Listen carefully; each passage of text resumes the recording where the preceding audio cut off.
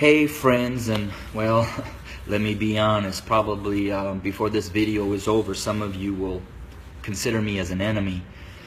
But I wanted to share a couple minutes about my thoughts, not only on the tragedies that we have been experiencing over these past months, and especially these last couple of days with the shootings of our black men, but what I'm coming to learn over my 23-year journey of being a white man, living and ministering amongst my black family here in several inner cities of Chicago.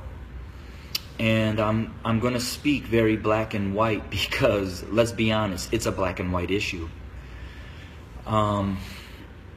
I want to take you to the book of Exodus, chapter 1, and I wanted to share a little bit of what took place prior to the rise of Moses. When I read that, it talked about that the Pharaoh became concerned and very fearful that the Hebrew slaves were growing in number and in power. So in order to maintain their oppression, he put upon them great labor. He put upon the Hebrew slaves cruelty to keep them down. However, they still grew. And so he brought together some midwives, and he instructed them that when a Hebrew boy was born, kill him. Well, these midwives did not follow, and the Hebrew slaves continued to grow. Eventually, the Pharaoh became so hatred and towards those Hebrew slaves that he made a decree. He put out an order that male baby boy Hebrew slaves were to be killed by casting them into the Nile River. Let's look at America. We brought blacks into this country as slaves. We never intended them to be anything other than a slave. But they began to grow in number and in power, and eventually they fought their way to some freedom. So we became even more cruel. And to keep our black Americans down, we lynched. But yet they rose. So then we used the welfare system, the criminal justice system, to keep them down, to contain them, to destroy them. But yet they rose, and they're rising. Then we built prisons and jails to hold them. Yet they rose. And so now we are doing exactly what the Pharaoh did at the end, sending out a decree: kill them. So until we admit that when we wrote this Constitution that all men are created equal, that we never intended to include our black brothers and sisters, our nation may end up facing exactly what the Egyptians faced when they refused to let God's people go.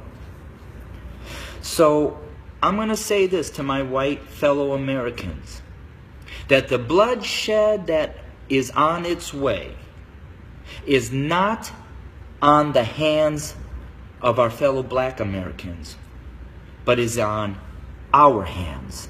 We are the ones that are refusing to let God's people go.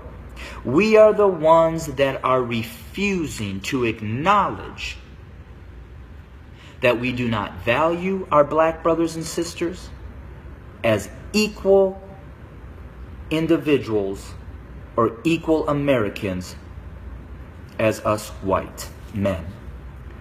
And to my black brothers and sisters, the racial issues, as I've said, have been there from the very foundation. But why do we see it more? Because there's a shifting. See, us white men have been at the head since the foundation. But we've had a black president. And you know, we've done everything in our power to keep him from really changing things. Now we have another minority rising to the top, a white female. What does that say? Those of us who are white men who have been at the head are now starting to see and fear that we are going to become the tail. And we know what we've done to you.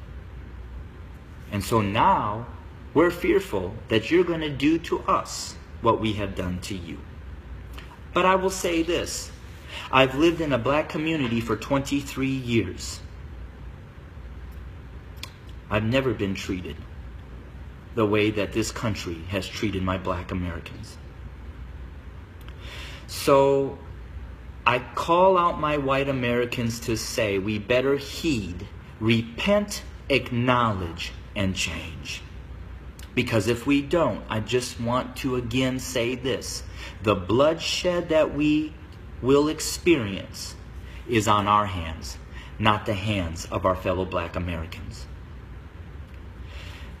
I welcome your comments. I welcome your feedback. Hit me up on Facebook or go to my webpage at www.studio2911.org. Again, that's studio2911.org. I don't necessarily know the answer, except for us white Americans need to repent, acknowledge the lies that we have taught, acknowledge our value system of equality. It is not here, and it does not include our black brothers and sisters. And we need to change, and we need to change now. Thanks for your time. Bless you.